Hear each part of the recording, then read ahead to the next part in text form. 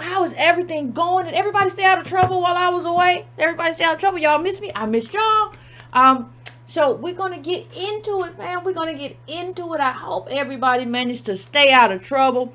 I hope everybody's in good spirits, had a decent time away, a decent vacation from the show, even if it was not wanted or whatever. I hope you were able to kind of unwind yourself. You know, I hope so. I hope we need to do that sometimes. So anyway, fam, let me just say this. Before I forget, let me look at what date I saw. It was, oh, this is February. What day did I say? I said March 26th. March the 26th, which is the last Thursday in March and a few days before my birthday. So March 26th, The Color of Money, Black Banks and the Racial Wealth Gap. That will be our book club book. We will be discussing and having conversation. So keep that in mind. Peg it. Do all of that good stuff. If you have not done it and don't have the book, do all of that good stuff so we can have the conversation. We got to have all the conversations.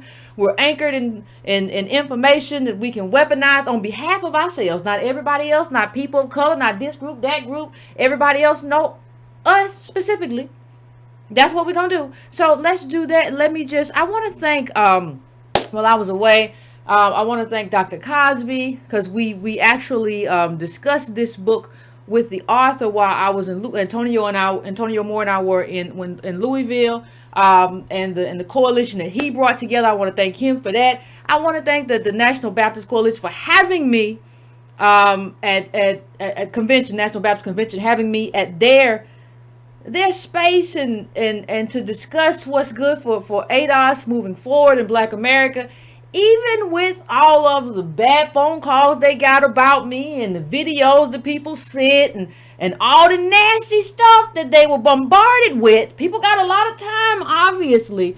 People got a lot of time. So I want to thank them for still deciding to have me come there and speak and have conversation with them and worship with them. I appreciate that. And then let this be a note, fam. Let this just be a note, fam. Don't ever think I always know this, but I like to put it out. I like for us to understand the world. Please don't think that because your enemies are quiet that they're sleeping. Don't ever make that mistake. They are planning and plotting. But we plan and plot too, so everything's fine. I had a good old time and I had a wonderful conversation with some people that want the best thing. For ADOS and for us and want to work together to do that. And I had a wonderful and I'm looking forward to like what we're building. So some trains can't be stopped, fam. So fam, listen, please hit that like button while we in there. Please hit that like button for me. I would appreciate it. Hey fam, what's going on?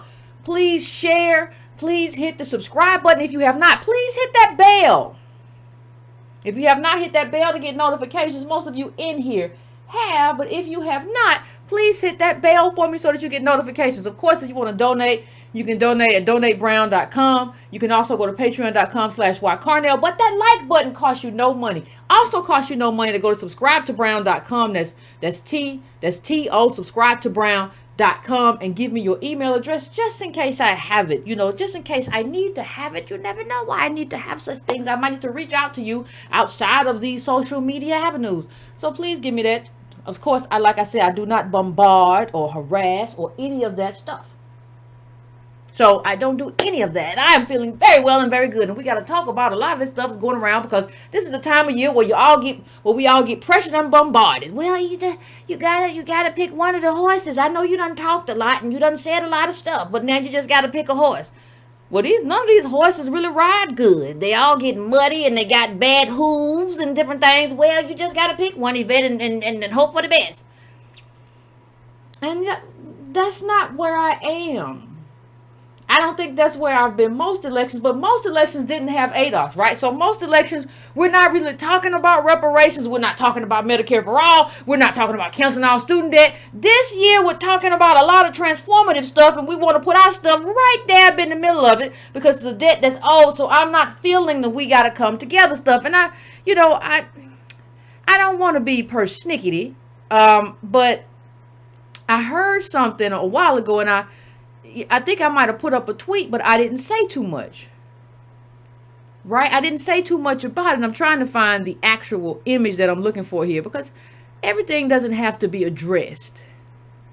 But, you know, Ben Dixon came out, and, you know, he's a Bernie supporter, and I'm not trashing Ben. I just want to say a couple things, because I want people to understand the difference of where I was in 2016 in terms of Sanders versus Hillary with no ADOS, and the difference of where we are now. Everybody's behaving as if we're still there. We're not there. We're in a different place now, and we have a different opportunity for our ass now.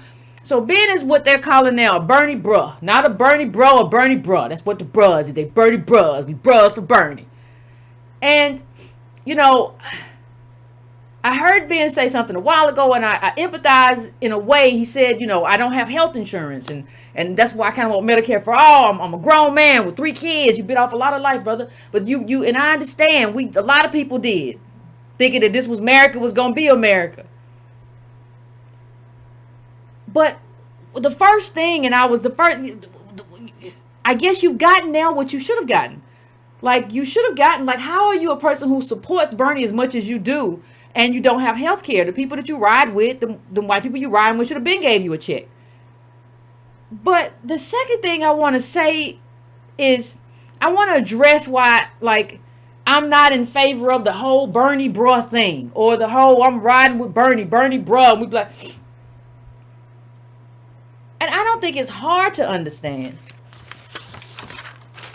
But I want you to remember a few things as we go forward. Just keep a few things, put a pin in them, because they're going to be important. If Elizabeth Warren ain't never said nothing good or in her life, she did a good redlining video, and she said, you know, politics is personnel. It's about who implements something, right? Now, what we're hearing, and it's a fine argument. It's not. I don't subscribe to the argument, because I don't think it goes far enough. But what you're hearing from the Bernie bros and the blacks who are supporting Bernie right now, and I'm not supporting Biden, I'm not supporting any of them, but since the Bernie bro thing went there, and everybody's in my DMs talking about why you can't be Bernie, we just Bernie, and that's the best, and we're gonna be po anyway. What I keep hearing is like, well, you gonna be po anyway. Black people po, you might as well get something out of it. You might as well get something out of it. We on the bottom, so we need $15 an hour.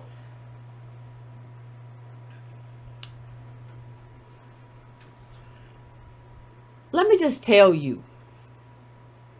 First of all, $15 an hour doesn't change your wealth position in this country. So you still be a group of people who built the richest country in the world, who have been oppressed not just one generation. Understand that the Japanese got $20,000 for their internment. We were not only enslaved, but multi-generationally oppressed, and we have not gotten $1. And you telling me I got to start from this moment right here? What I'm telling you is that I can't start from this moment right here, because Reconstruction failed, and because, as far as I'm concerned, the Civil War is still raging. So when you see Confederate flags, as I do in the South, you can't tell me to start from here. And I saw this young man, I don't know, I can't remember the young man's name, but they started talking about reparations last night, and Tom Steyer said something important. He said, you know, when you talk about, I'm talking about the black man on the left. He said, when you talk about a commission, that is a decision to postpone. And they started having a really good conversation until you got to the young black man who said he comes from sharecroppers. And then he said, well, the aim is to improve the quality of life. He went from something very specific to something very general. And that seems to be the overriding theme.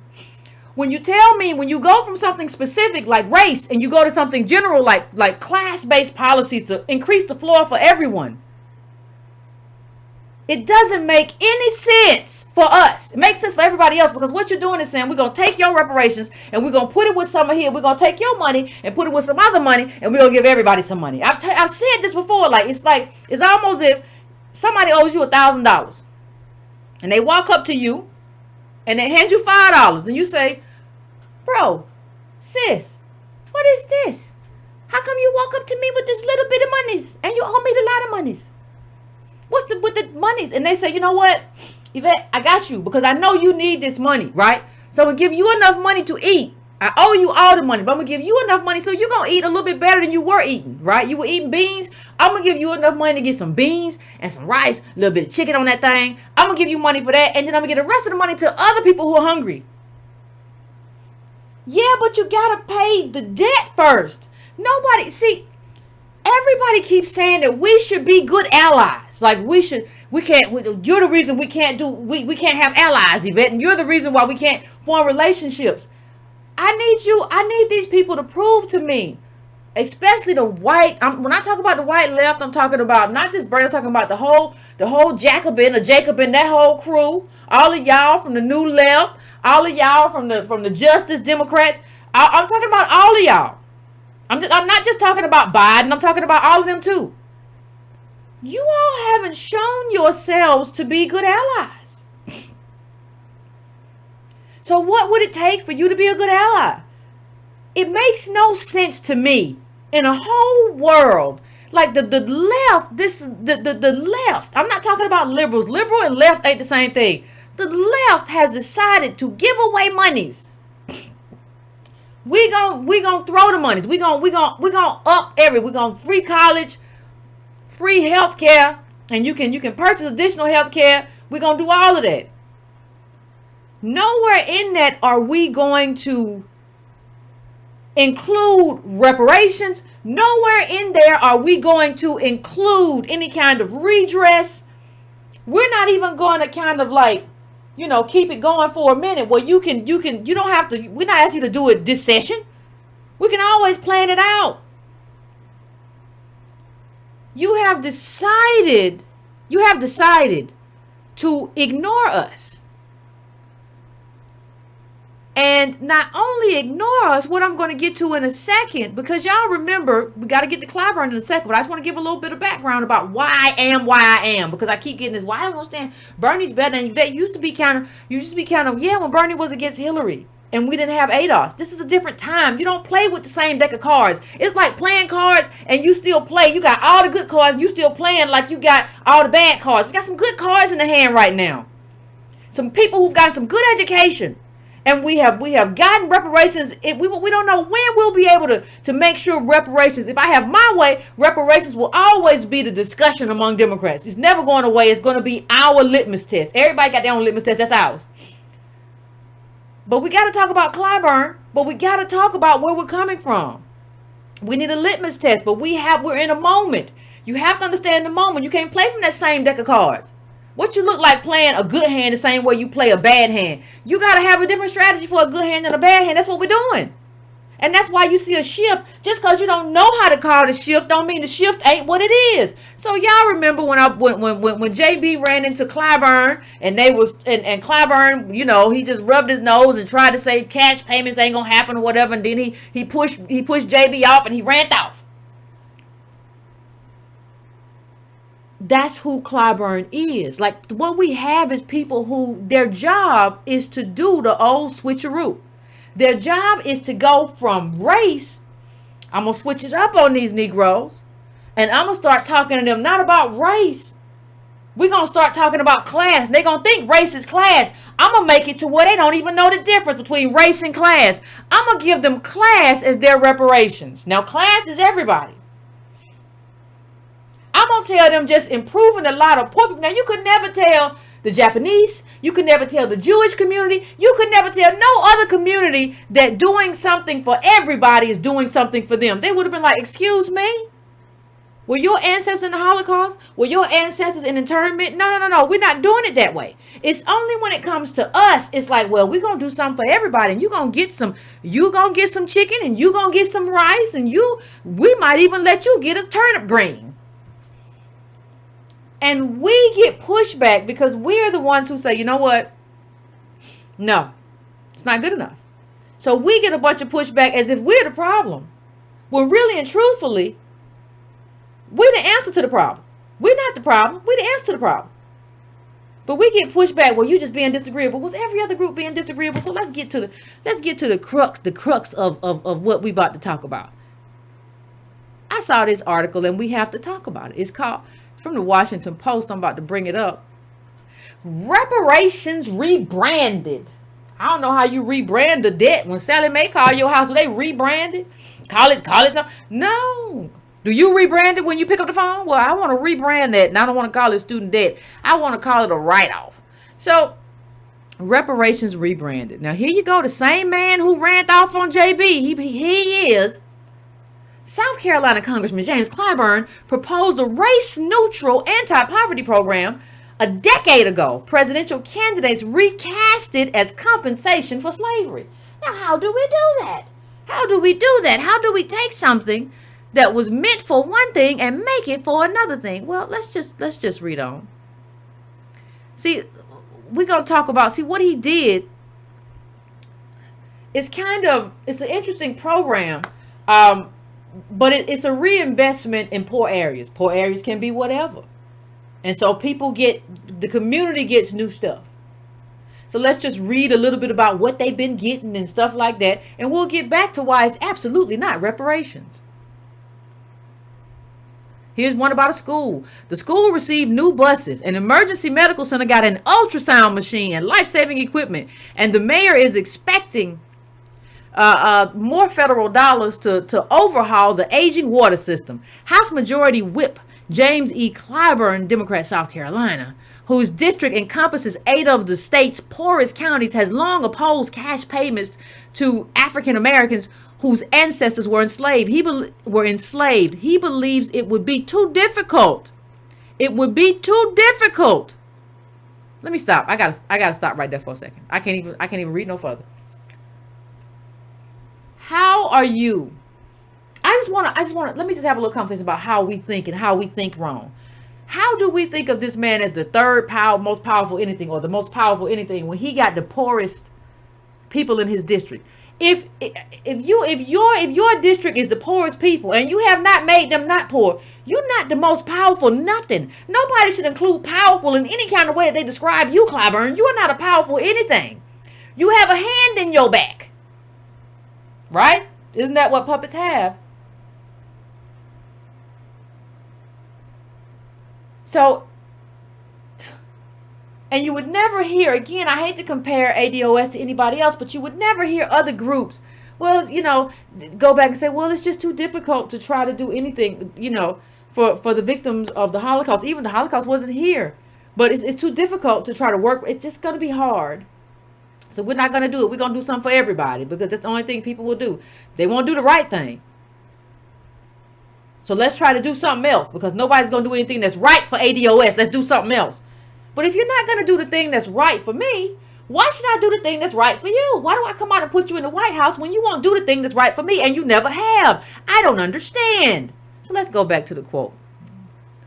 I just had to come back in with that. He, talking about Clyburn, believes it will be too difficult to determine who deserves to be compensated. I'm going to come right back out one time. We've already, Dr. Darity has, Antonio has a tighter knot. We've already determined the criteria. We don't need you to determine nothing. We know, I don't even think you could if you would. We don't need you to figure nothing out. Ain't nobody asking you to get complicated. We got people that done got complicated and figured it out. We don't need you, Clyburn, to figure it out. Stop talking about how difficult it would be. Yeah, if we try to get you to figure it out, I'm sure you would huck and buck your way around. But we don't need you to figure it out. We've already figured out what the criteria is. So there again, you don't know nothing. See, the problem is this article. I think Darity's in this article, but listen, the problem with this article is that, the article don't make sense, because nobody even asked Antonio and I, like, he said this, what is this? And there's another guy in the article who says, oh, I would have told you why this is stupid. We already have a criteria. What are you talking about? What kind of sense are you making? There's already a criteria here. We don't need you to figure nothing out. Ain't nobody asking you to play economist or play mathematician or play historian. We would never ask you to play that role. Now let's go right back to the dumb stuff he says. He believes it would be too difficult to determine who deserves to be compensated. But a race-neutral anti-poverty program he conceived a decade ago is now catching fire among candidates for the Democratic nomination as a way to provide practical restitution for slavery. Let me just say, when you hear that word practical, you better look alive and you better not be slew-footed. You better be on your toes and on your square. When people say, well, what, this was practical. I ain't interested in practical. I'm not interested in practical. I'm not interested in bipartisan. I'm not interested in none of that. I am interested in whether this pays the debt to ADOS. I'm not interested in what you see is practical or bipartisan, because what they give it like this, they're going to take it away. So what they're going to do, they're going to give y'all a school bus and an ultrasound machine. And then they're going to say, well, that was reparations. We already paid reparation the way of a school bus and an ultrasound machine. Somebody got chairs too. Huh? So you still poor, but they got a better school bus. And then let me tell you what. Let me tell you how slick these people are. They'll let the program run out. They'll do it across America, give it to white people and black people, let it run out and say we paid $20 billion in reparations already. Wait a minute, you didn't give me nothing. You gave the community that I live in a school bus. And a school bus is what citizens are supposed to have. That's not reparations. You're supposed to have all that stuff anyway because you're a citizen of the richest country in the world. Citizen, period. Not ADOS. So you're giving me what citizens are supposed to have anyway, and you calling it reparations? What kind of scam is this? This is a scam. Clyburn is running a scam, and they're trying to say, listen, we got to give these Negroes something, but we can't give them real reparations. That's expensive. Well, wait a minute. This stuff y'all talking about, Bernie, I see all kind of price tags and well into the trillions. Well, you ain't getting it, Negro. But we're going to use that for the people in general. We're not going to give you this. We're going to use you to do some class-based programs. That's what we're going to do. And we're going to call it reparations because y'all so slow. Y'all won't know the difference. Just throw them some Clyburn. Throw them some peanut butter jelly. Peanut butter jelly time. They like peanut butter jelly, I hear. What? So let's go on to the next. I want you to look at this real quick. Despite being cast as reparations, 10-20, that's the name of the program, the 10-20-30. 10-20-30 program misses pockets of urban black poverty. The anti-poverty program, now anti-poverty, not ADOS, anti-poverty, the anti-poverty program allocates federal funding to persistently poor community. You know, Appalachia is poor, it's white. It was designated, it was designed to be race neutral. Race neutral is not reparations. Reparations happen of slavery and accrued disadvantage happened to a specific group. That's ADOS. That's not it didn't happen to us race neutrally. How can you have a race neutral program and call it reparations? Oh, let me go back. It was designed to be race neutral, but Democratic presidential hopefuls describe it as a form of reparations. Counties eligible for 10-20-30 are often rural. Like what I said about Appalachia, like much of Appalachia and the Southern Black Belt. So they're just going to give it to poor people. That's a poverty program. I'm not opposed to poverty programs, but you just have to do it in sequence. You have to give us reparations and separate that from a poverty program. Reparations is not a poverty program. Because ADOS who are unicorns will still get reparations even if they had, slipped out of that. Even if they have been a unicorn, no, it's not a poverty program. It's what we're owed. It's a debt. Reparations is a debt, not a poverty program. And look at the bottom of this. Hold on, let me bring it up for you. Poor neighborhoods in cities like Columbia, Cleveland, and Oakland are not eligible for 10-20-30 because they sit within more affluent counties. So ADOS actually gets cut out. There are ADOS who get cut out of the program because of where they sit. This is not reparations. Throw it in the trash in terms of reparations. Now, if you want to use it as some kind of poverty program later on, but throw this in the whole trash. And this is not a moment. Let me just say this. One thing Clyburn keeps saying, like people don't ever understand the moment that they're in. He keeps saying like this is not practical. It's not practical to pay off everybody's college debt. It's not practical to say we're going to have Medicare for all. America's never done it. I'm not saying I disagree with it. I'm just saying we're not in a practical moment, Clyburn.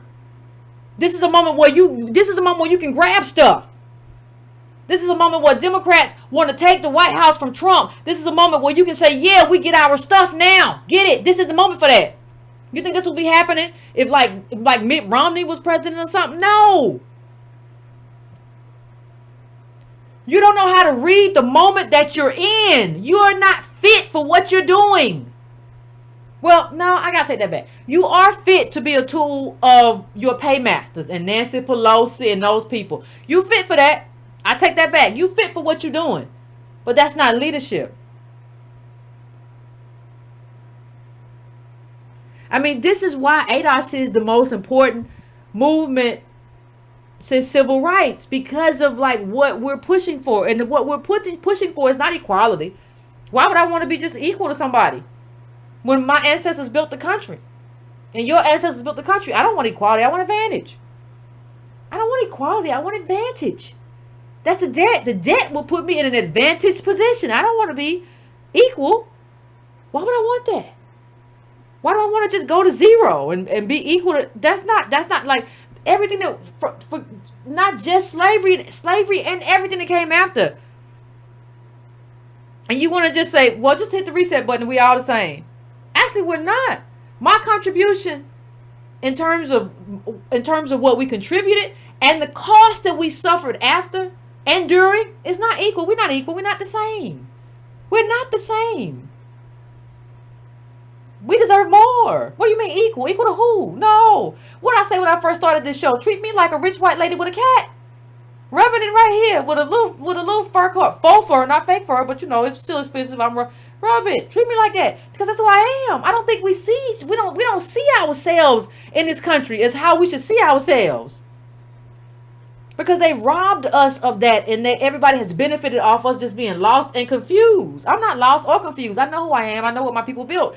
Now, I don't just want the money either. I want the protection. I want to be able to access ownership. I don't want to just get a cash payment and then I got to do what? Give it back to you? Because I ain't got nothing to do. I might as well I guess I'll go buy some stuff. That's what celebrities do. I guess I go buy a Bentley. I can't do nothing with it. This money don't go nowhere. It goes somewhere though if you have a whole class of people. If you have a whole group of ADOS who are wealthy and who are distributed up and down, super wealthy and middle class, then you can make the money do stuff that you can't make the money do now. You need a whole group though. That way they can't shut you out. They can't shut us out. We can build a whole community, but we can't do it this way. I don't know what Clyburn is. Oh, such a mess. And let me just go through my quotes. Of the 460 counties now considered eligible for the money, 18%. Oh, let me make this a little bit smaller so everybody can see the whole thing. 18% are majority black and 58% are majority white, according to an analysis by the Washington Post. In Appalachia, I'm just saying this is not in the quote. Whites are 89%, two or more races 7.22%, and blacks or African American are 3.6%.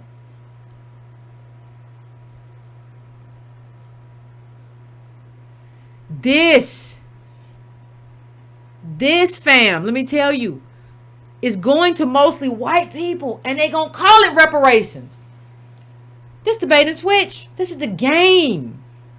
The game is we're going to give you something else. We've been talking about this, about what it's going to be. Is it going to be local, whatever. Now he's going to give you this 10, 20, 30 stuff, and they're going to call it reparations and walk off. And he's going to do it because bucking and shucking and bucking is what he does. That's the game.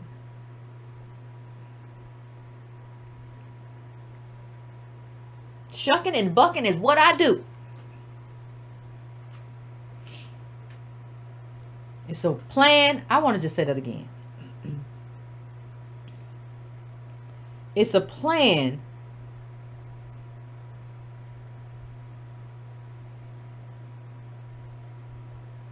that goes to mostly white people, poor white people like in Appalachia. And they want to call that reparations. Bernie Sanders supported it. All the Democrats are getting on board. I think he supported it in 2016. I remember the plan came out in like 2000.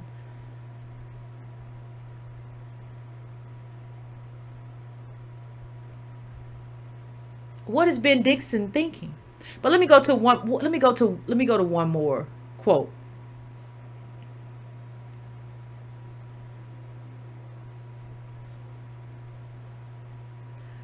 I really believe that this whole issue of reparations ought to be studied and ought to be dealt with, but it ought to be dealt with in realistic terms. Remember, we've heard already. Let's put a pin down. We've heard realistic.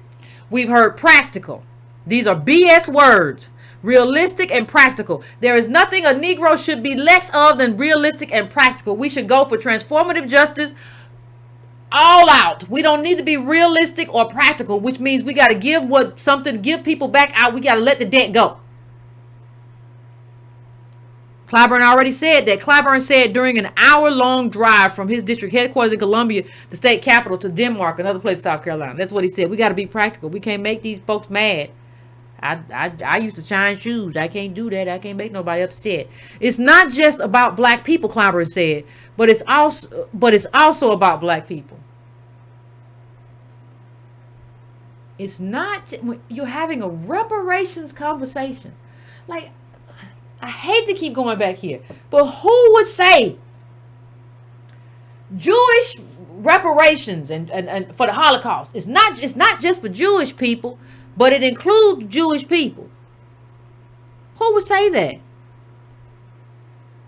Well, it's not just about you though, but it includes you. Why does this thing always want to restart when I'm trying to do something? Stop. I tell you, I always just want to just restart some other time. Time I get on here. Anyway, how are you talking about reparations? No, like this man, like I don't know how else to say it. Like either he's stupid or he think I'm stupid, but I think he's stupid. I think people are using these people as tools and they stupid. Like, how do you say that? It's not just about black people, Clyburn said, but it is also about black people. No, they were not a bunch of white slaves running around, chattel slaves. No, it is just about the ADOS, the black people who were there. We were American descendants of slavery. It is just about us. You're giving away our justice claim, you clown. What are you doing? Just retire. Just walk off. You doing all this for a school bus and an ultrasound machine? You twit. What is wrong with you? Like, geez, I would hope that when I'm old enough and I'm about to pass on at the 20 years anyway, I would say, I can do something courageous with myself in my life. You're too old to be this much of a clown. You too old to sell out like this. For this cheap. You selling out for school buses, ultrasound machines because of what white people won't do. And the saddest thing about Clyburn, he comes from this stuff. You come from this stuff. You know too much history. You know, it's one thing to not know history. It's another thing to know it and be dishonest to that history. You know it and you are dishonest.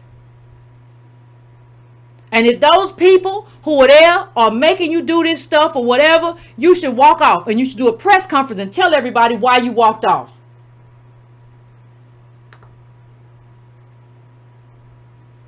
You should do a press conference and say, I had to walk off and quit because they told me they weren't going to never do reparations or whatever. You don't get to give me an ultrasound machine in a school bus and then a bunch of black communities don't get it and then a bunch of white communities get it and say it's not just about black people. You're saying, that's why the title of this video is what it is. What you're saying is that slavery never happened and slavery doesn't matter, but it did and it does. And see, you get to walk off in retirement, don't you, Clyburn? You get to walk off and have a nice retirement, and you done did real good by the people in power. You done did real good, Miss Pelosi. I did real good. And we, the rest of us, we starve out because this isn't an era of that other stuff everybody's been talking about. No, we get to starve out. We get to wrap it up and say we gave it a good run in this country and it's over because we had people like this at the helm. We'd be better off not getting reparations at this moment other than you trying to give us something and rename it. Who gave you the right to rename anything anyway? Who do you think you are? Who named you king? Most powerful. That man ain't never been powerful a day in his life. He got power. He passed out. He don't know what it feels like and he couldn't handle it. Heavy is the head that wears the throne. And that ain't your head. Oh, soft head. Okay. And this is another part of the article, which kind of shows the stupidity of the whole thing. White landowners were compensated for their flooded farmland, he said. This Clyburn talking. Now, he knows the history, just dishonest to the history. But black sharecroppers were forced to leave their homes and communities with little to no compensation. The grave of his late wife's grandmother now rests at the bottom of one of the lakes. And in the Jim Crow South, jobs created under the New Deal invariably went to whites, he said. The white folk benefited and black folk did not. We got crumbs, Clyburn said. How do you make up for all that stuff? Well, you obviously don't know. Let me just finish the quote. How do you make up for all that stuff to make sure these communities left out of the last recovery from the Great Depression don't get left out of this one? What? Let me go to the next quote. Now, fast forward to this whole issue of reparations that's been discussed in this campaign. Several of the candidates are saying they deal with it using the 10-20-30 formula. That is a way to deal with the whole issue.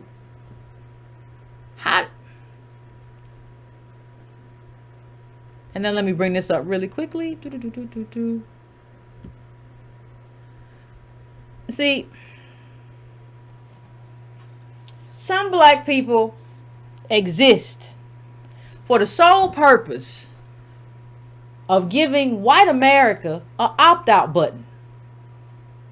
We don't want to do it. These Negroes done got on YouTube and got on Twitter and got in town halls and created chapters, and they talking about reparations. But we know these Negroes don't really know what nothing is. So let's just call it reparations, and it'll really be an investment in a bunch of communities. It'll really be a class-based stuff. But let's call it reparations, and the Negroes don't know. They don't know. They don't read. This is really anti-black. Like, this is, I have never seen, this is a racist thing to do. Like, it's racist of Clyburn to say this.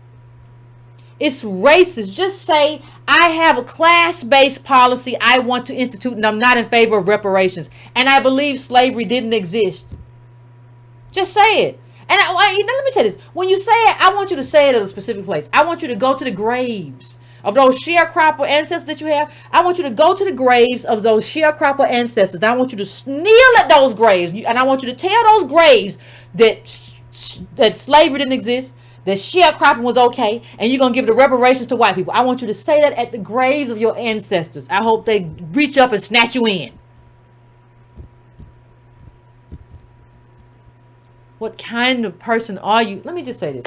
I don't get philosophical, but on this earth, I'm not talking about what comes after. I'm talking about before. I'm talking about on this earth, you get 100 years or less. The question really remains, what are you going to do with it? Are you going to be Clyburn? Or are you going to fight for something meaningful that your kids and the kids that come after you and the community and the whole ADOS tribe as a whole has something and can live in this land with milk and honey and our due? I just want everybody to be clear on who we are. I know we think our lives last forever. You're supposed to think that way. You're not supposed to think this little meat in my chest pumps all the time and it can conk out anymore. You're not supposed to. You're supposed to think that way. I get it. But in this moment, what are you going to do? Are you going to scurry around between chairs and different things like Clyburn? Or is this going to be a meaningful life? Now let's go back to some other things. Let's go back to what Clyburn has done, what he has wrought for us. Several candidates in the Democratic presidential race have embraced the bill. Of course they have. Senator Sanders, who opposed reparations as divisive during the 2006 campaign, presidential run, pointed to Clyburn's program when he was pressed on reparations during a CNN town hall last year as a way to end institutional racism in this country and improve lives for those people who have been hurt from the legacy of slavery. But the thing is, it doesn't even do that. Everybody's just running around saying stuff because they believe, well, they must believe that we just believe anything. It doesn't do what you said it does, though. It doesn't do that. It doesn't, like, that's the thing. It doesn't end or change or what institutional racism. Nobody wants to get serious with us. Do you understand what I'm saying? Nobody wants to get serious with us. And for those of you who want to pull up the article, it was, I didn't get the date, but it was February the 24th, 2020. So it was a few days ago. So I know I didn't put that up there. I wanted to put that up there.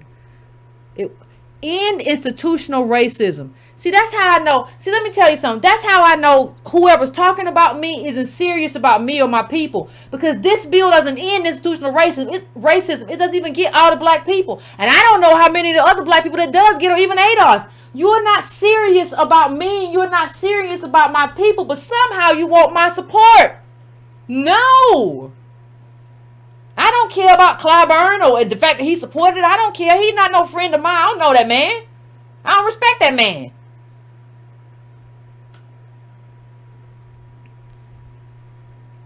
See, before ADOS, you could just say stuff. Because I was like that kind of like, well, that's what the NAACP said. It must be true. No, they don't know nothing either.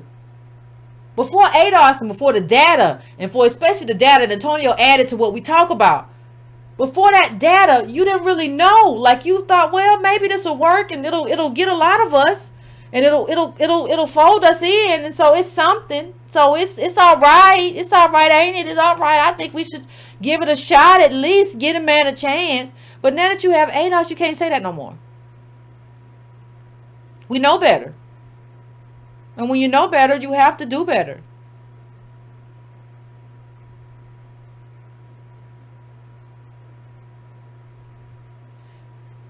And while campaigning recently in Orangeburg, South Carolina, former Vice President Joe Biden vowed to help pass Clyburn's 10-20-30 initiative if elected, saying it will go a long way to ending the legacy of systemic racism without specifically tying it to reparations. You know what? Y'all need to go. There's a great article. Speaking of Biden, you know, we had a great. Y'all remember the piece we had about how, what was it? It was an essay. I think it was it the New York Magazine, about how one of Biden's sons tried to smoke crack out of a cigarette. There's another good article about how his brother ain't nothing either. This is a whole family of nothingness. Just what a brother he's just elevated. Well, Biden is elevated, but the whole family is just, it's a mess. He got all kind of mess and stuff, and mess. Just look up Joe Biden and Joe Biden's brother or whatever, and you'll see like what kind of family we'd be in jail if we was that family. I ain't electing nothing come from no family. That's awful. That's an awful family. Let me just go here too. Let me just show a couple of pictures from the article. And I don't think people understand like what reparations is. So Kevin Odom owned a Big Kev's barbershop, owner of Big Kev's barbershop in Denmark, gives, and this is South Carolina, of course, gives Tim Wright a haircut. How does reparations apply to me? We need something for the youth. Something for them to do, Odom said. Something for them to do. That's not reparations though either. Like, I don't think we understand that reparations is a change in our wealth position. It's a change. It puts us higher up on the hierarchy. It's not just about a cash payment. It's not something for the youth to do. We can put a youth program as something for the youth to do. That's not what it is. And you got to pay attention to numbers. Be able to count. In South Carolina, the town of Denmark has received $315,000 in federal investments through Clyburn's 10-20. Listen, white people got houses, $315,000. What are you talking about? $315,000? Like, that's some money. $315,000 through Clyburn's 10-20-30. You know how many white people I know and have seen who have houses that are so, like, we got to stop just being jokes for white people. Like, why would you even print that? That ain't nothing. That ain't even an investment. Investment comes in the millions and billions per community. What is that? A school bus and an ultrasound machine? I think an ultrasound, somebody look up the cost of an ultrasound machine. People just say the darndest things. The problem we've got, most Democrats, is that we get hung up on all these highfalutin phrases. What is this, Andy Griffith? What kind of highfalutin? Whatever. Reparations shouldn't just be some intellectual discussion. You've got to make people see what it means to them in their everyday lives. 10, 20, 30 is simple for people to understand. I think this is Clyburn talking. He's like, people get mad and people say it's disrespectful, but he's not a smart man. Like, no, you need stuff, Clyburn, that's easy to understand. You need something that's easy because the stuff moves different in your head. But reparations, the whole point, the whole reason this ADOS movement has worked is because, yeah, it is easy to understand. It's easy to understand who made the contribution. It's easy to understand who paid the cost. It's easy to understand who should get the money and who and what we should have to protect the money and the ownership and how we should have SBA loans too and a black agenda and the consequence of mass incarceration and the ways we fix that. Yeah, we kind of get it. I think you know, you ever have somebody in a classroom, and they slow, so they think you slow. So they like, I don't know. I was diagramming them sentences and woo, we're gonna have to have some. We're gonna have to have some help doing that. And he's like, what you mean we? I got an A. What you mean we? Leave me out of your we.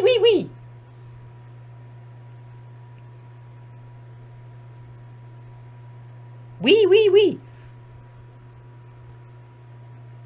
Now they interviewed a lady, and she said reparations don't matter. Said Courtney Bronxton, a housekeeper.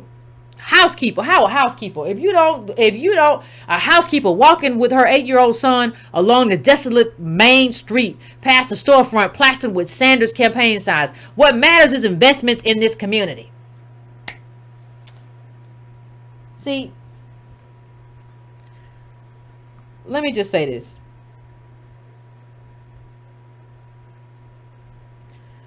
First of all, you need to go watch Antonio's last video about to understand there is now 113 trillion in household wealth, 114 trillion in white hands. Nobody understands wealth. These people don't understand wealth. In 1953, that's not that long ago, it was 1 trillion.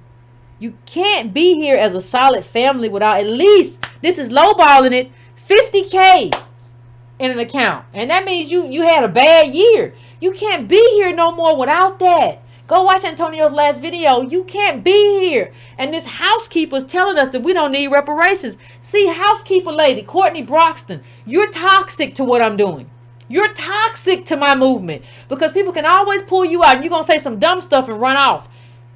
You might not be able to retire. I don't know what you're doing in terms of how you're housekeeping. I don't know what kind of Social Security you're going to get. But if you don't get enough, you're going to come run to us and be like, y'all got to do something. I ain't getting but $700 a month. And that's not enough for me to live. Because I ain't know. If I had known this, I'd have wanted reparations. I don't care. Don't run to me. You are toxic to what I am doing. If they can pull you in there and say it's about investment, I'm tired of this whole snatch a Negro stuff we doing. You just snatch a Negro and they'll say anything. Negroes like fish. You snatch 1 or 3 of them gonna say some stupid stuff and just throw them in front of the camera. We gotta know more. We gotta be better. When somebody throws a camera in front of your face, you gotta know what you're talking about. And if you don't know what you're talking about, you gotta know enough to shut up. No comment. Walk off. You're not entitled to an uninformed opinion. Walk off. Keep it moving. Well, that ain't about that. Okay. So you get a big medical bill. Or you need a car, right? You need a car. Car broke down. We all been in that situation. Transmission went out. They're telling you, hey, transmission $2,000 or whatever. You might as well get a new car. Need a down payment or you're going to fix transmission. You need money, right? You need money. What kind of investments are going to help you? Housekeeper lady. I'm just trying to figure it out. What kind of investments are going to help you out in that situation? You said we just need investments. You're going to use the ultrasound machine to go get yourself a house or a car. You're going to use the school bus. They're going to let you drive the school bus around to get back and forth to work. How do investments help you when you need money? You need money in this country. It's the richest country in the world. It makes sense. What are you going to do, housekeeper lady? How's it going to work out for you? I don't see it working out for you, but just don't say nothing to me. When all this stuff goes down and all this stuff, I don't want to hear nothing from you. Here we go, Clyburn again. He talking. He be wrong, loud and wrong all the time. And he remains skeptical of the most commonly discussed remedy, cash compensation to African American descendants of slavery. There's no way you're going to be able to monetize reparations. You split families, said Clyburn. Pause for 1 second. Put a pin in it. That's like me telling you there's no way to split an atom like that. I don't know enough about splitting atoms to know. You don't know enough about economics and the criteria that we set forth to be talking. You just talk. And we have let this man just talk for all this time. We have let this man just run off his mouth and just, well, there's no way to do it. I remember I said old people are not elders. It's not the same thing. We have let this man talk and talk us into BS. Why don't you go sit down?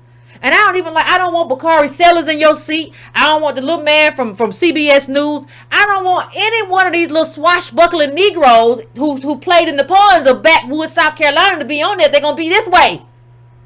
What's wrong with y'all? There's no way you are going to be able to monetize reparations. You split families. Shut up, said Clyburn, recalling his late wife's... Who uses as anecdotal story? Who uses anecdotal stories like this except idiots? Said Clyburn, recalling his late wife's great-grandfather who was white. Who cares? And noting the difficulty of determining who would qualify for reparations given given people or mixed heritage and number of light-skinned African Americans who are passing. I'm like, what? I could never pass as white. But what are you talking about? What are you talking about? He's just making up stuff. The only thing you really need is documentation. We've talked about this. Tie yourself to a slave, right?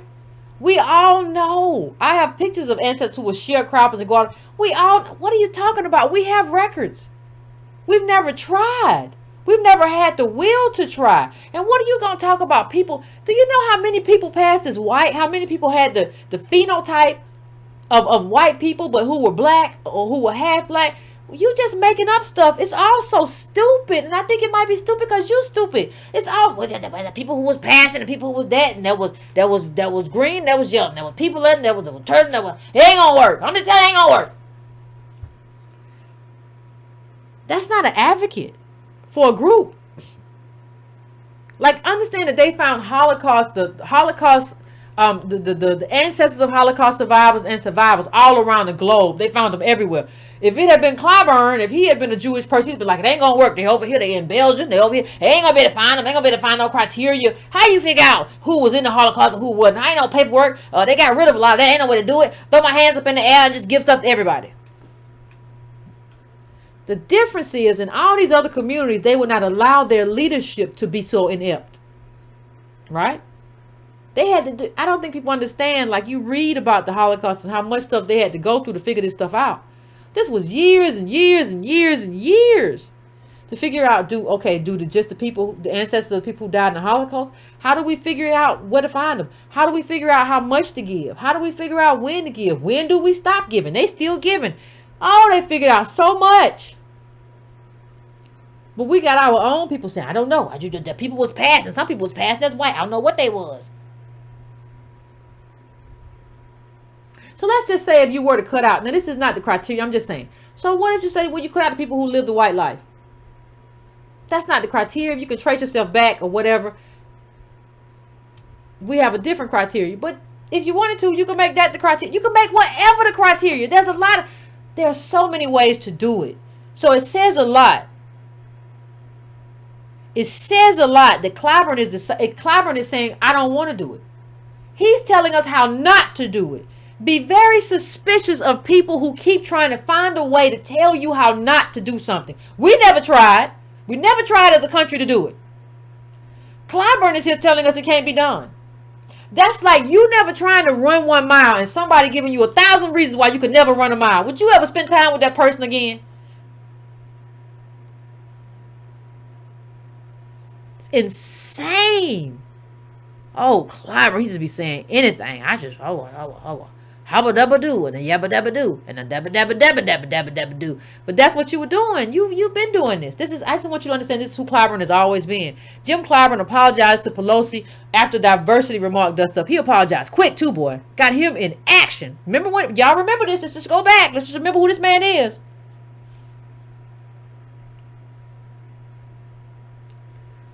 House Majority Whip Jim Clyburn has apologized to Speaker Nancy Pelosi and House Majority Leader Steny Hoyer for his comments about the lack of diversity among their top staff that stirred furor within the upper ranks of leadership.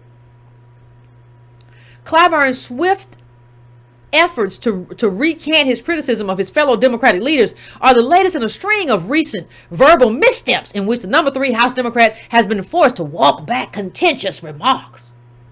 Ain't that something? This is what he said.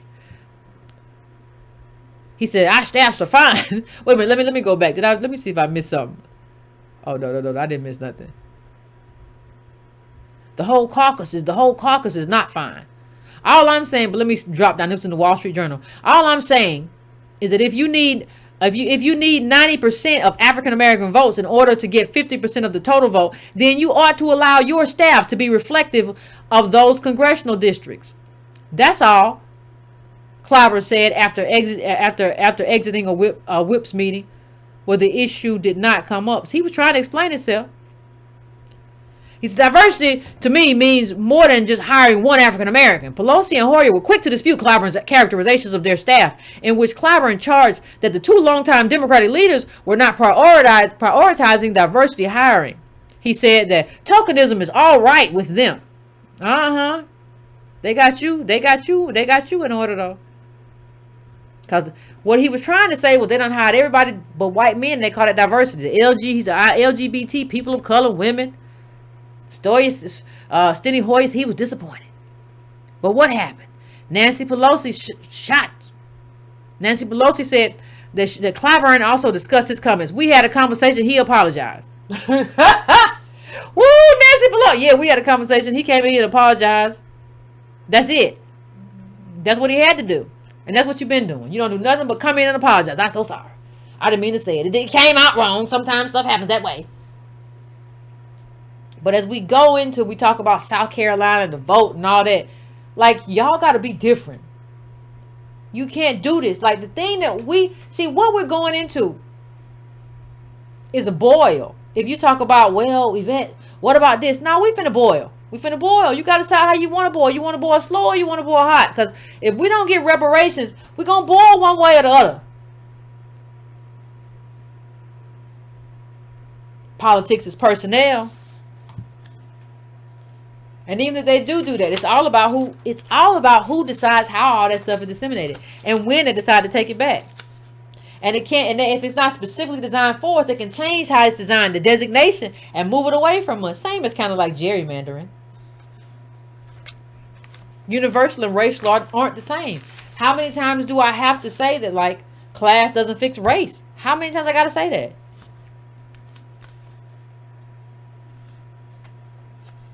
I don't know. And if you don't have an ancestor that ties back to, like, that ties back to what we're talking about, slavery, then maybe you hush. Like, understand this is hollow ground.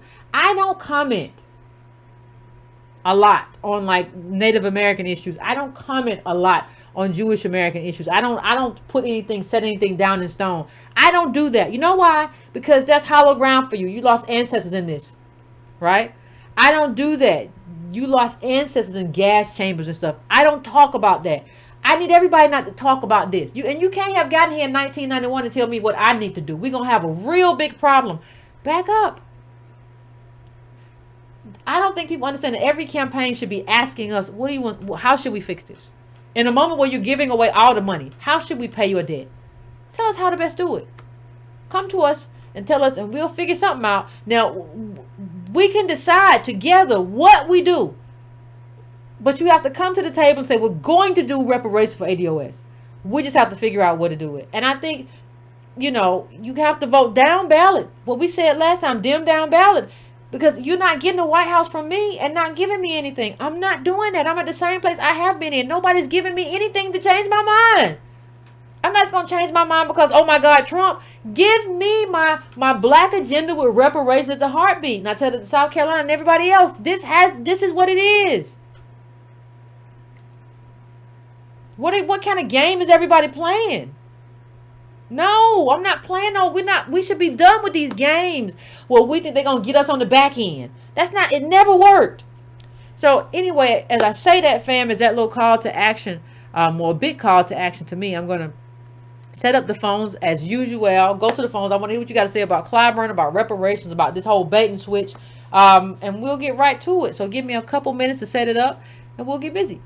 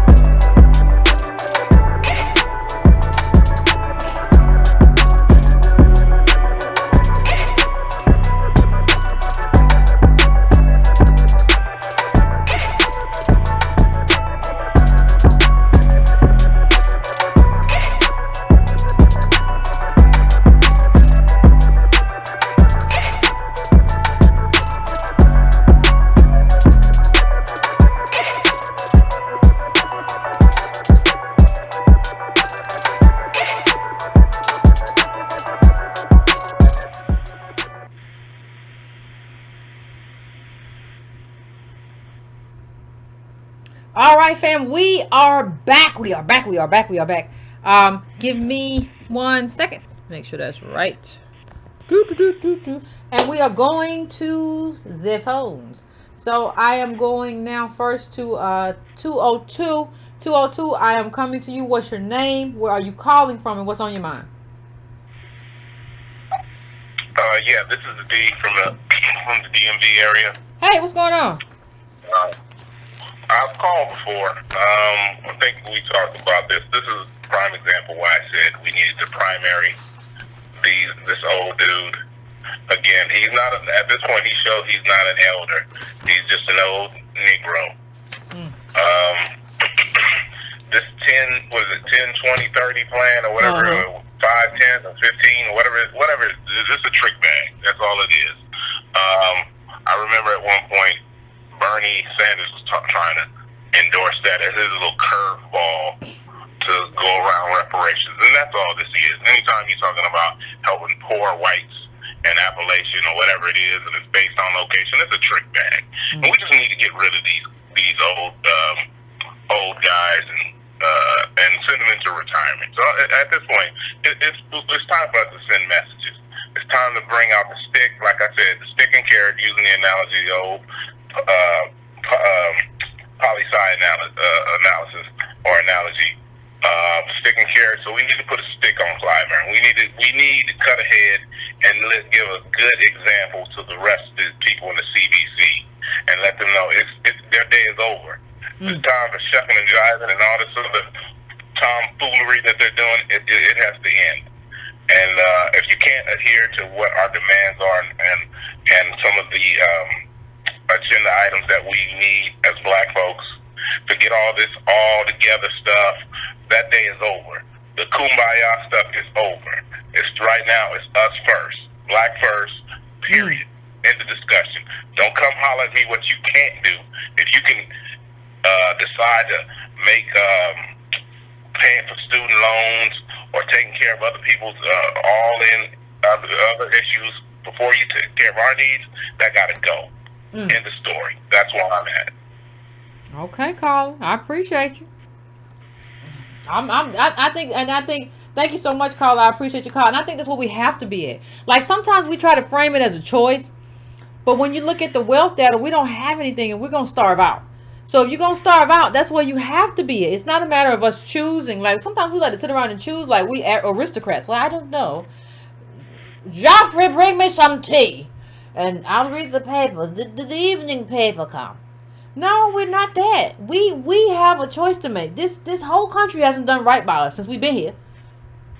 And so the choice we have to make is, are we going to hold our vote hostage to an ADOS agenda? It's a black agenda, but the heartbeat of it, like we have a whole black agenda that includes people who are ADOS, but the heartbeat is reparations. Reparations is ours exclusively. The black agenda affects everyone, but reparations, the heartbeat, it has to be. We have to have an elevated status, like, because we've been robbed of our ability to do anything and compete. We were the things that people competed with during that time. So we have to be able to do that. And I don't even think it's a choice. I think people who think it's a choice are just confused. So I'm going to 765. What's your name? Where you calling from? What's on your mind? What's up, Yvette? This is Jermaine calling from Dallas. What's up? Hello? I'm here. I kind of wanted to talk about Bernie Sanders' plan and whatnot, and like the Medicaid for all and student debt forgiveness and whatnot. And I kind of wanted to revisit what you and Tom said about how lifting all boats don't fix race and whatnot. Mm-hmm. And how you guys said that forgiving student loan debt doesn't help us, and in fact, it actually increases the racial wealth gap. Okay. So mind you, I've been seeing in the ADOS group on Facebook, there's been a lot of black people talking about, well, we're getting something out of this. Well, we're getting something, so we should go with Bernie Sanders. And here's why I have a problem with that. Okay. One is based off of what you guys said. Well, y'all talked about how, you know what I mean, most of us don't even go to college. So when you forgive student loans, that it doesn't help us. But if for everybody that's listening, I want them to understand this as well. Why Bernie Sanders program doesn't work for us is because we already have a free education program. It's K through 12. So if a free education program and secondary education is supposed to work for us, then why doesn't K through 12 work for us? And the reason for that is because wealth pays for that, and we don't have it. So when you look at that, you ask yourself, then why are all the black schools bad, but all the good schools good? But all the white schools are good. Mm-hmm. Well, it's because those white schools have wealth. Yep. So they're able to pay for things. And what's going to happen when you tell all of us that we all get to go to college for free? You don't think that white people are going to say, well, we don't want them coming to our schools. So they start setting aside things that say it's like, well, you can't come here if you don't live in this state, or you can't come here if you don't live in this county, or you can't come here if you don't have this zip code. So now they're going to start relegating us to where we are in the first place, and we're going to find ourselves in the same situation that we find ourselves in K through 12, but instead it's just going to be for secondary education. Also, that same thing. Right. Go ahead. Also, that same thing could be said for healthcare. We like we are the poorest. We are the bottom. We are a bottom caste in this country. We pretty much lead in every category that has anything to do with bad health care. We got bad health covered across the board. We dying. We got infant mortality rates through the roof. We dying from heart disease and diabetes and everything else, and it's due to the lack of health care. We are the poorest group. We're supposed to have Medicare, right? Well, that doesn't mean, just because we have Medicare doesn't mean that we got the best hospitals. So what do you think white people are going to do when everybody can go anywhere? They're going to start saying, well, that's what I said. But that's what I said. Once they realize everybody can go anywhere, well then what happens is, it's kind of like Section 8, right? They got these Section 8 programs, and they say if you're poor, you can go ahead, you can have Section 8, and you can live in communities. Well, they set it up to where we don't accept Section 8. We don't do vouchers here. Well, we don't accept Medicaid here. I actually have an insurance that I have to pay for through Georgia as part of Obamacare, right? Right, costs $500 a month. I went to a clinic and they were like, we don't take that. Like nothing works. They don't even set it up to where people have got to take it. So you're relegated. You have it. And then let me tell you the second part. They got Medicare for all set up to where, if you need insulin, up to where people have got to take it. So you're relegated, you're marginalized, even though you have it. They got Medicare for all set up to where, if you need insulin and diet, you can get it. And I'm not saying that's not a bad thing. I'm not saying I'm not poo-pooing on it at all. I know people are dying. Still have very subpar care, because what they're going to do, they're going to relegate those areas, just like you say, to somewhere else, and everybody else is going to get, people who have money, and I'm not talking about a lot of money, are going to get a supplemental plan, because it's based off Denmark's plan, right? So you get to have a supplemental plan in addition to Medicare. So you get to be at this little raggedy state hospital or whatever, and they get to have a supplemental plan so that so that they can have that and something else. And we're still at the bottom. Like, anything that doesn't change our position on the hierarchy is a no for me.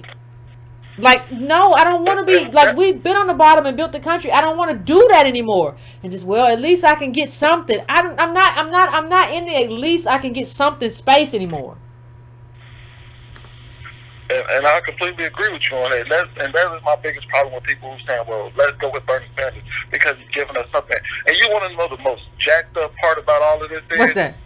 Say Bernie Sanders wins, right? Say he implements all of this. He won't even live long enough to watch it fail. Oh. He won't even live long enough to watch it fail us. He's going to move on. He's going to go on to the afterlife. He's going to die off because, he is old. I don't want to wish death on the man, but he won't even live long enough to watch it fail us so that we can tell him, I told you so. Oh. That's interesting, caller. I appreciate you calling in. You made a good point. I appreciate it. Thank you, fam. Yeah, like the way it's set up, it's still going to be like, well, we don't do that in our community. You have to have Medicare. You have to have Medicaid Plus. Well, what do you mean I got to have Medicaid Plus? Well, I mean that you got to have Medicaid, but you got to have another insurance too. You can set up all kinds of stuff. Like, so we're still on the bottom. It's kind of like what Medicaid is today. Not Medicare, Medicaid. It's like what a lot of stuff is today. We don't accept it. Or we only accept it over here. Or we accept it over here in this wing of the hospital, right?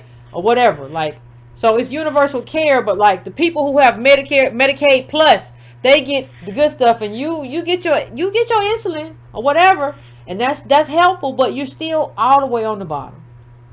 Because politics is personnel. So how they decide to implement it is going to be real interesting. Right? And that $15 an hour still can't buy you a house in a safe neighborhood. It's better than what you got. Still can't buy you a house. So you still an American descendant of slavery, and you can't buy a house. Because two people making $15 an hour, yeah, it's better than what you were making, but you still can't buy a house. And guess what white people going to do? They're going to raise the price of everything. You got 15 now and not just 8 or 9. Oh, we're just going to raise the price. We're going to take that all the way back. What you going to do? All right, fam, I'm going to 480. 480, what's your name? Where you calling from? What's on your mind? Yes, how you doing, Yvette? Pretty good. I want to say that when the music changes, the dance changes. What we don't understand is what white supremacy is operating off of at this point in history. The beginning was Charles Darwin, after Europe, 2/3 of Europe had died, and they were reorganizing. And they all came up with a cosmology that were removed from the lexicon of thought that there was a God. Therefore, that would put the state in position to give and take back. That theory of evolution has a full title, and part of that title is the survival of the favored race. Now, his cousin Dalton comes along and develops a theory called eugenics. This is what is being operated now. Now, eugenics is designed to reward favorable behavior and to punish disfavorable behavior. We are reaching, the Europeans are reaching a zero population growth, so they are concerned about losing power. This is why there is a push for population reduction. People don't believe this is true, but Ted Turner has openly said this. Warren Buffett has openly said this. The Bill and Melinda Gates Foundation has been caught with their vaccination program in Africa with tainted viruses, Ebola and AIDS virus. They want to reduce the population to recreate Europe after the Black Plague so they can reorganize the world. Music, man. So I just want to share that with you, but I want after the other I want to exchange the information, because what I really want to find out is if you all can get that ADOS determination by the United States. There is already reparations legislation written for adult descendants of slavery. Adult? And it is very obscure. And it was written a long time ago. But that is the most important. This is not for public consumption, something we put out there so that people can understand this, so that our enemies can understand and run ahead and figure out what they need to do to. All right, sir. I appreciate your call. You gonna have to email me with that though. I can't go into it. I don't got the time, fam. We're getting right into it. We're getting right into it and off of it. I am going right now to 773. What's your name? Where you calling from? What's on your mind? John, Chicago, Yvette. What's going on? How you doing? I'm well, thank you. I'm well. I miss you so bad. Oh, I love to hear. For giving us a little something, man, from the conference you guys were down in Kentucky at, and just thanks for the info. No problem, fam. You look great. Thank you. I feel good. I feel good. I ain't got no problems. You got to thank God when you're healthy and you're in good spirits. Indeed, my love. Hey, you said it twice, 3-4 times tonight. Politics is personnel. And if we don't have people in place, man, who are willing to implement these class-based initiatives, you already stated it. We're going to find ourselves where we always find ourselves, at the bottom. Yeah. Absolutely. You know, my concern is, okay, it appears to me that a lot of us are comfortable in the boiling water. I mean, it's boiling already, Yvette. You know, it's on a high birth. You know, it's hot in here. You know, and shamefully, the people down in South Carolina, the constituents of Jim Clyburn, you know, this guy is part of the 1% of ADOS America. And as he was pointing out in all of the things that you were pulling up, he's still saying African American descendants of slaves. Come on, man. We've never had a problem, as you so eloquently stated, being their countrymen. We've tried. We've done all that we could. Yeah. And unless we are singled out and distinguished from every other group, we done. I mean, I live in Chicago, man, and I watch children beat buckets at 11 o'clock at night to entertain people at the entrance of expressways. I'm looking at little girls, 8, 7, 9 years old, dance at entrance of expressways to get money. Now, I don't know what the situation is with their parents, but I'm 100% certain the ABOS, and they are probably children or grandchildren of parents that were caught up in that terrible era that Joe Biden was the architect of. And we just have awful memories that we don't remember nothing. That's true. And we need to remember everything. That's true. These people owe us everything, man. And that's true. we are comfortable in the boiling water, it seems like, man. Well, you just mentioned something that was profound. I think to me, you said we don't remember. And I think the profound thing, I hate to keep talking about, Jewish, because I say a lot of ways they're white. We shouldn't compare them to us in terms of how stuff happened. But I think one of the things that they always maintain, whether it's through media or cinema or through the stories they pass down, they maintain collective memory. You need to have, that's why when we read books, I read King, I read, They Were Her Property. We're reading about the racial wealth gap, because you have to maintain a collective memory to have a collective justice claim. You can't have the justice claim if the community doesn't have the memory.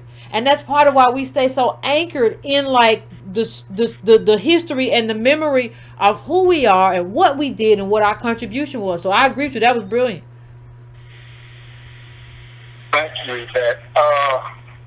And you're right. I'm looking at this new series on Amazon Prime called Hunters.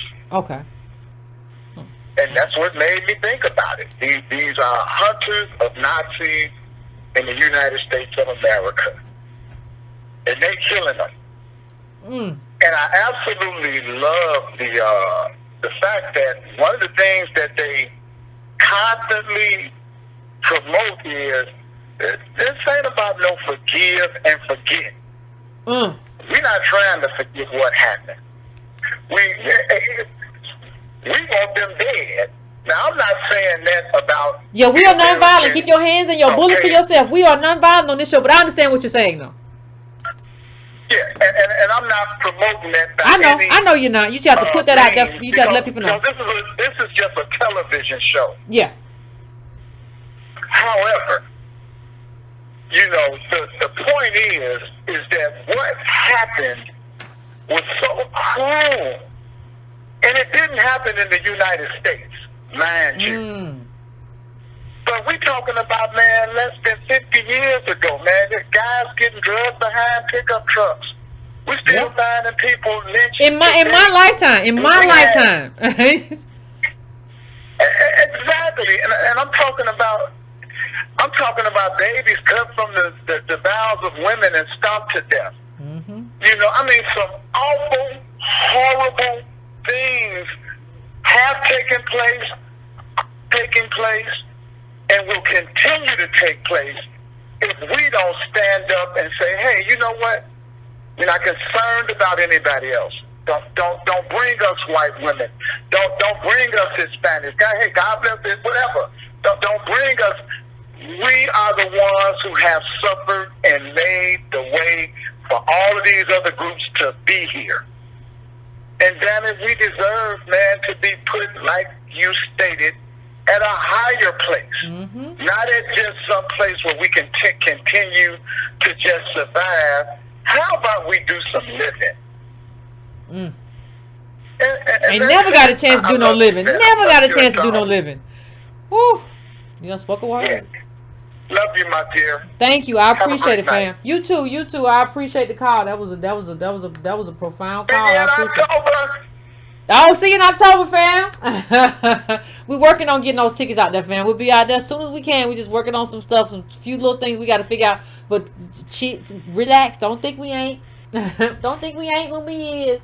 I am going now to 720. What's your name? Where you calling from? What's on your mind? 72. What? 720. You there? I hear you. I don't know if you hear me. Hello? Hello? You there? Turn your background down. Hello? Yep. Hello? Yep. Can you? I can hear you. Good. How you doing? Pretty good. How about yourself? Okay, listen. Everybody that's ADUS like myself is broke. We know we're broke. We don't have any money. There's no point in shaking a thing. All right? What we need to understand is we don't get reparations. We don't survive. We're about to be exterminated. I mean, that's what we're looking at. That's how desperate this fight is from my perspective. Now, I finally got my wife and my daughter on board and understanding what we're up against. Yeah, and then that ADOS 101, I read it all the time. I've got it in a little pamphlet, little handbill. I go from door to door like a Jehovah's Witness on my people.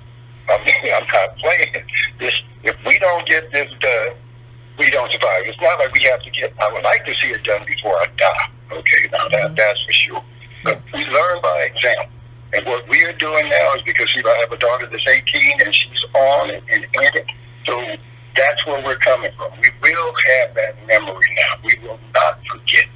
And what we have to understand is the abolishment of slavery was done by everyone who abolished slavery. We tilted the balance for getting that done. And in doing that, they promised us citizenship. That's all we're asking for is our full citizens. What was due, what we was in the process of getting into 12 years of Reconstruction, and that got hijacked, and the con started the moment they snatched the country away from us, gave it back to the Confederates, and that's that little handshake deal that all of them know about, and are always in a state of denial. We don't have to explain this to white people. White people already know. They already know what the deal is, but their game is to pretend like they don't know so that they can continue to hold their position of power and have an innocence in not being culpable or responsible for it. But they all were in it. There was no square inch of America where we had any respite from the daily grind of being whipped, beaten, raped, and murdered. There was no safe haven in this country until we put an end to slavery. That's true. I'm sorry to be rambling so much, but anyway, I saw y'all at I fell in love with my family when I was at the convention last year. Oh. I've had y'all with me ever since I left. I mean, the strength and power I got from being there, I will be there again this year. Oh, awesome. If you can make it, you must make it. Until you come in contact with your family the way y'all are carrying me every day. Every day I got my people with me. Do you know how powerful that makes a person feel when you have a family? But you belong. I absolutely do. I absolutely do, fam. I absolutely do, because I think we all felt the same way though. Everybody has said the same thing to me, that the ADOS conference was a family reunion. We were just happy to be around each other, to love on each other, to hug each other's necks. That's what we were just happy to be around family. We were trying. We weren't trying to put on for nobody. It was just family meeting. I ain't seen you, but I know you my family. I never met you. I might have seen you online, but I know you my family. That's what it was. I'm telling you, and I get up every day, because, especially after meeting my family from Louisville. Now, he was right when he called me he missed me calling me a hardcore atheist. I'm even worse than that. But when I met Dr. Cosby and that family of people, like I said, we will keep doing the work, and we will make it, because, like I said, this family ain't going nowhere. I mean, we here, and I will see you in October. Thank you, fam. I appreciate it. I appreciate it, fam. I appreciate it. And you know, the conference is at a church, and Dr. Cosby is a reverend, and the tradition of King, and we Christians, but like we don't discriminate. We don't say that like, well, you can't come if you a Buddhist or you a Muslim or you an atheist, you can't be around us. That's not how we operate. So I just don't want anybody to hear that and be like, and feel that like you're not welcome. You're welcome. You still family, regardless of anything, regardless of we family. That's what it is. And I think we have to understand that. I am going to 973. What's your name? Where you calling from? What's on your mind? Hello, Yvette. How you doing? I'm calling from North New Jersey. What's going on? What's on your mind?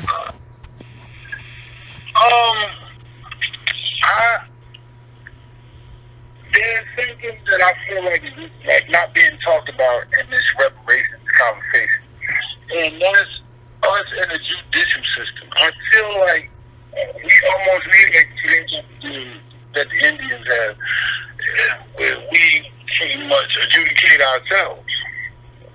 What do you think? Hello? Hello? Can you hear me?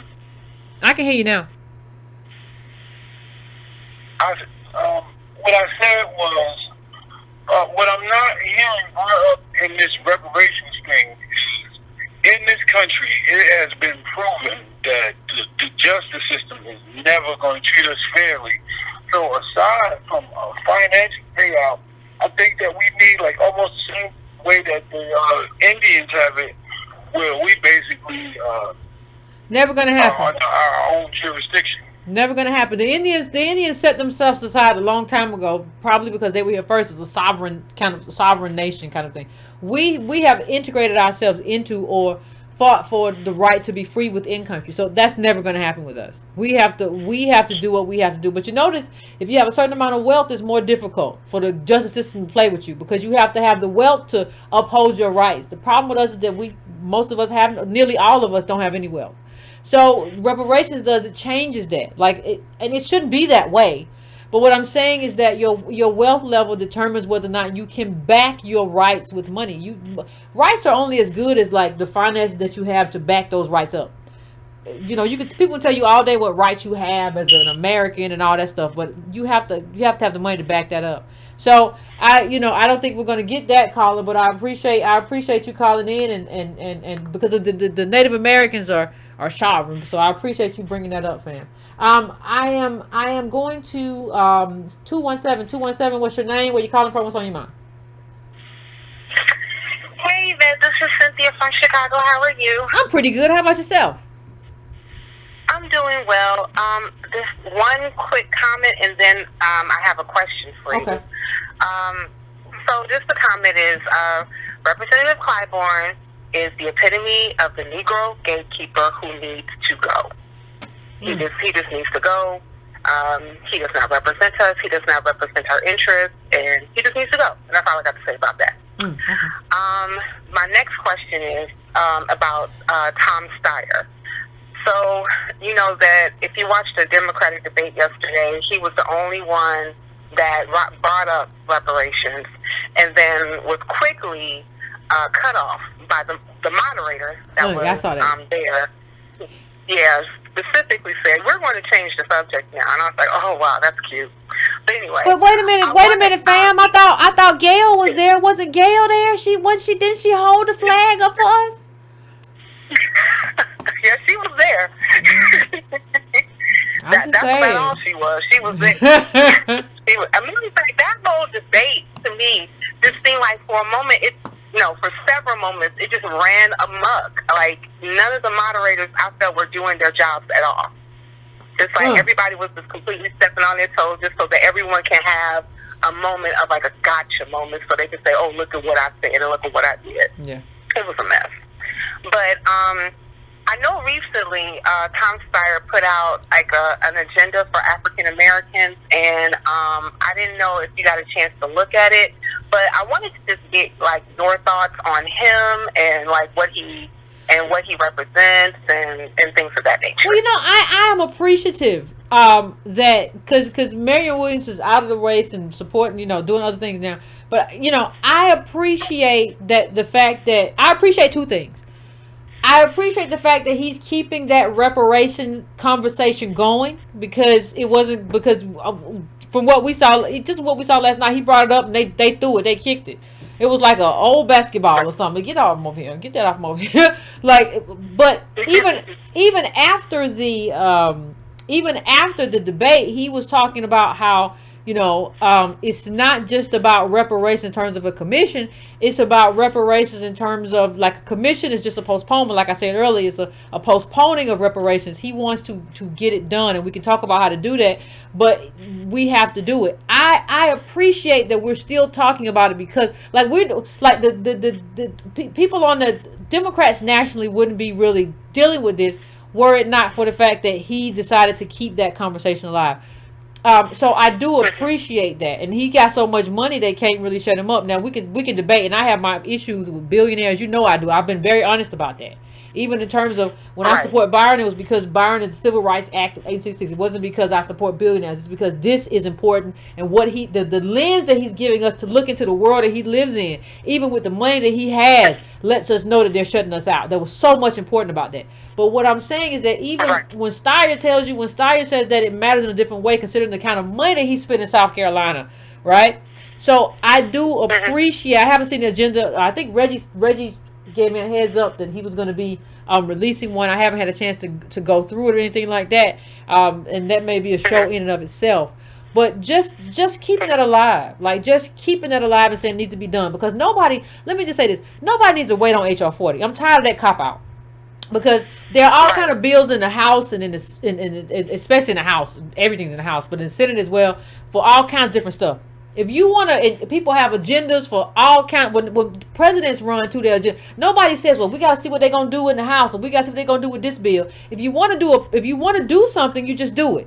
So when you have on your website what you want to do, whether it's butter judge or butter gig or butter whatever it is, he has a Douglas plan, and then Biden has another plan. If you want to do a reparations plan, you just put it up and you talk about what you're going to do and how you're going to do it. You don't need to wait on HR 40. It's a cop out to say that, and I appreciate Steyer saying that, like, I don't need to wait on the commission. Like, we just got to decide we're going to do it, and that's really what has happened. We have to have the will to do it.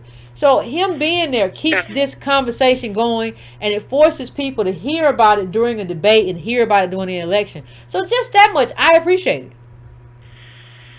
Okay, cool. I think he has to come up with a plan, but I think he is moving in the right direction by saying we don't have to wait on HR 40. He's moving in the right direction. Now, how that lands or where that goes, there's no way for me to know.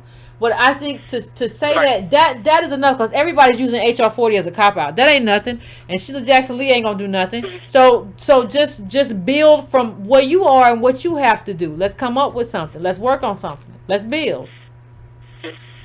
Cool. All right. Well, what I can do is actually have the link to the plan, so I can just send it to you. So I'd appreciate it. Look at it. I'd appreciate it. Yeah. Okay. But that's all I had. Thank you, sis, for all you do. Appreciate you so much. Appreciate you back, fam. Thank you so much, and thank you so much for sending me that. I sure do appreciate it. I am going now back to Cali. No. I'm going to 702. 702. What's your name? Where you calling from? What's on your mind? Hey, I'm calling from Las Vegas. 3 quick hits. Okay. First of all, last week before the Nevada primary, there's this public radio show called State of Nevada, where the particular topic was is there a Democrat out there who can beat Trump? In other words, public radio doing its, leftist boosterism to see whether or not they had anybody, whether or not there was even anybody that they thought could beat Trump. So, of course, I called in, and of course, I managed to sneak in by telling them that, giving them sort of that playing the heel in wrestling, as they call it, by saying that, no, there's nobody who can beat Trump because there's no Democrat out there who wants to do anything other than beat Trump, and that's why it's not going to happen. Okay. So, of course they let me on. And then after they let me on, then I got to what I really wanted to call about, and it's basically the backbone of the Democratic Party, black votes. And since the Democrats have decided that we are not worthy of attention or respect, that they can just chalk up 2020 problems in 2024, because they're not going to get any black votes. Period. And the panel was the so-called diversity panel, which is they had somebody there from the Latin American Alliance. They had a woman. Look it up. It's on State of Nevada, probably about a week and a half ago. Okay. If you look up the topics on the podcast, you'll see it. But okay. They had the quote-unquote cardboard cutout diversity panel. They had a black woman who was part of the Nevada caucus or something or another, supposedly nonpartisan, and they were there to throw their support behind Bernie Sanders. So, and then there was a Latin whatever who was there supporting. I forget, but they were supporting the Democratic candidate. And so I said, I said right out, there aren't going to be any black votes for the Democratic Party this election. You can forget about it. And so then just before I got off, he asked me, he said, okay, so he made the point in a sort of annoyed way. And he said, are you going to vote? And I said, yes, I am going to vote. I'm going to write my vote in. ADOS, American Descendants of Slavery. I got all of that out, and something else you probably didn't want to hear, certainly over his airways. And he said, well, good enough, and thank you. And then after we hang up, he goes to the black woman who's endorsing Sanders. He said, so what do you think about that? And he said, yes, I believe it. And I read what he said. And then she went into Bernie's speech, where she's saying something to the effect of, and that's why Bernie Sanders has a plan to, she actually tried to throw one of Bernie's, half-baked, rise-to-kind votes plan concept of making it a reparations program, which, showed me that, all the Democrats are trying to be desperately on code, which led to what happened last night at the debate with this, what was this woman's name? Margaret Brennan, who's the panel host, or the leader of the panel for the debate last night. Can you speak up a little bit for me, Colin? I'm struggling a little bit to hear you. I'm sorry, what was that? I say I'm struggling to hear you a bit. Can you speak up a little bit for me? Okay, so Margaret, ADOS fam, feel free to tweet Margaret Brennan and ask her why she pivoted last night. And I'm relating what happened last night to what I went through to say basically that, the Democrats are on code. Do not bring up ADOS, do not bring up the black vote, do not bring up any discussion of reparations. And that's basically what's been going on pretty much this entire election, and you can expect it to ramp up. Okay. The other thing that and real quick, and then I'll be out of your way here. No, is you're that, not. You there? Yeah, I'm here. I hear you, fam. Okay. The other thing that I have wanted to talk about is the way that black wealth and black businesses, which were never really strong, but at least we had a black business community back from basically the Depression to, I would say about the 1980s. There was at least a black business community where you could go into a medium-sized city and you could see where there were a handful of black builders who were able to build anything from roads to homes.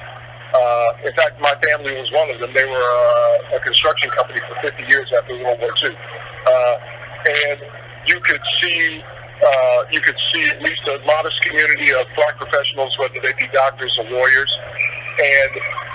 And you could actually even see things like in black neighborhoods, the occasional black restaurant, black-owned restaurant, and a black-owned bar.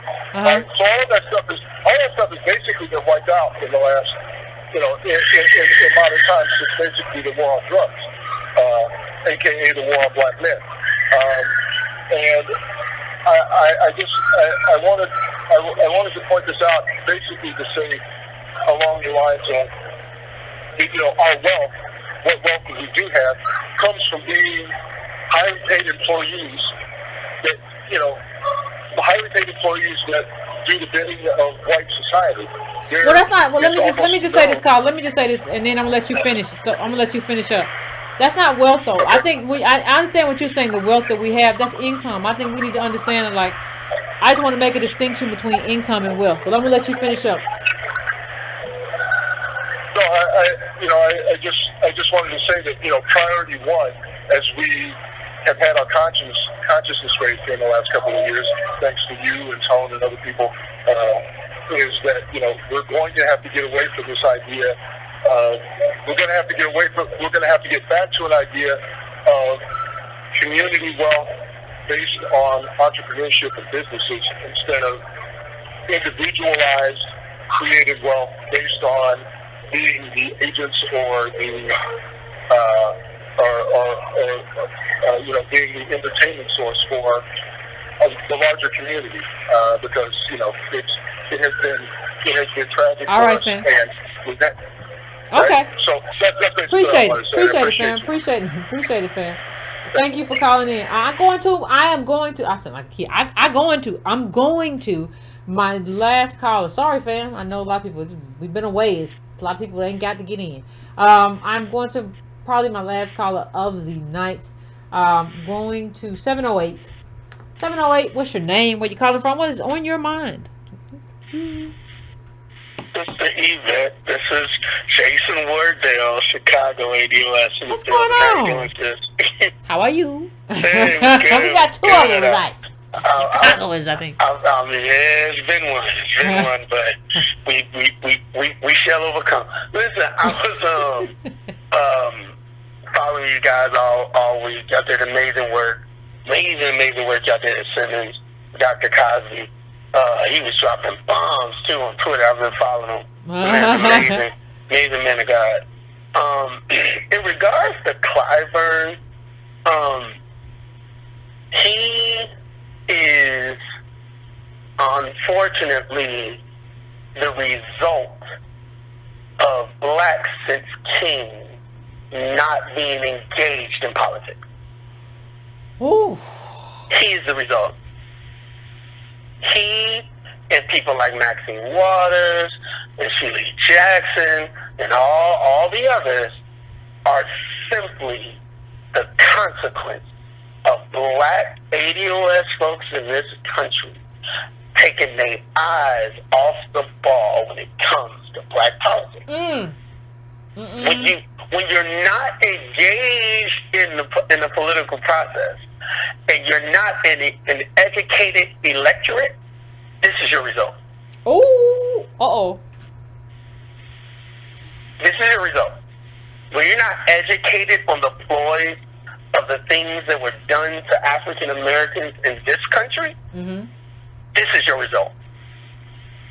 When you choose to remain ignorant to our history and you allow us to be propagated by outside forces that really don't have our best interests at heart, this is what you get.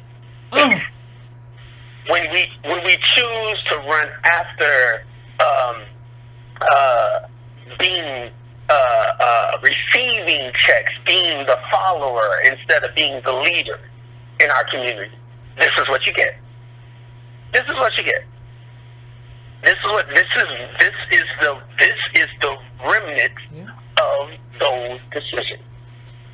And so what's happening now is that guard that's been in power for a whole generation, 30 years, they're coming to the end of their rope, and it's what's throwing them off is because they're so conditioned to our ignorance that when they hear truth, it makes them angry. It makes them very angry because it uncovers something that's been hiding in plain sight for 30 years. And that is, we can talk a good game, but at the end, we'll never speak your name. Is it? We're talking a good game and polling places and doing the whole political mumbo jumbo. But at the end, when it's time to get in those rooms, we're speaking about what's in it for us, not what's in it for our electorate. There you go.